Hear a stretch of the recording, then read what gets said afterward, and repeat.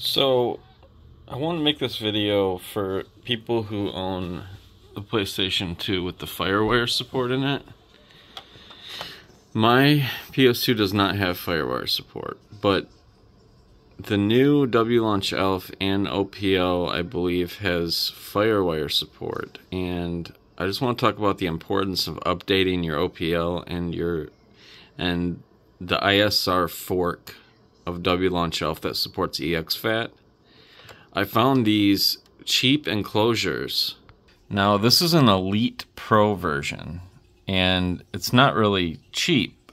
This one's all aluminum, but it's still not that bad. $70. These firewire enclosures like this used to be $200, $250. This has everything. eSATA, USB 3.1, and FireWire 800. But it also has FireWire 400 backwards compatibility, which is what the PlayStation 2 uses. The old FireWire 400 looks like this. This one is not guaranteed, but it's only $25.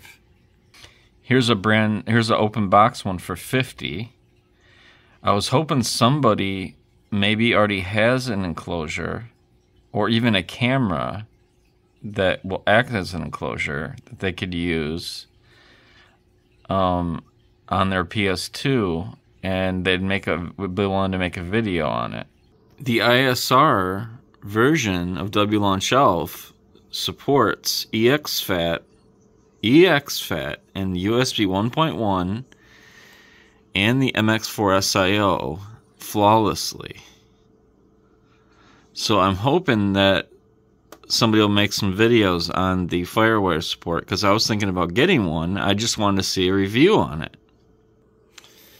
The USB 1.1 skips when you use it on the PlayStation 2 a lot of times. Some games don't have FMVs, so it's not really that important. But I got this card here with basically every soft mod that the PlayStation 2 offers. And I want to show off some of the programs. And I was hopefully, if I show it off in video, maybe people will be more apt to, test their FireWire port, the one I'm missing, versus just GitHub, which it seems like it's not getting a lot of attention right now. Not the FireWire port, anyway. But you can see I go down to this is my special MX4 SIO version, but I have archived versions of wLaunchELF in here. And you can see this, you can see how this pops up. This shows the USB slot 1, slot 2, and the MX4 SIO.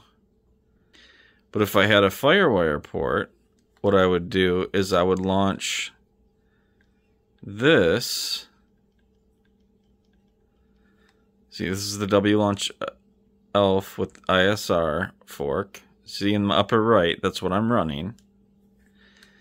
I have this FireWire folder, and since I don't use network capability, I'd probably launch this one here, and these just don't work on my console. And you can even use the FireWire. That's what that DS34 is.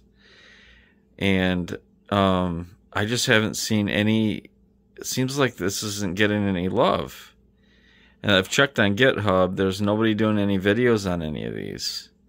So if you own a PlayStation 2 with FireWire port, please do a video on these and leave a comment in the description.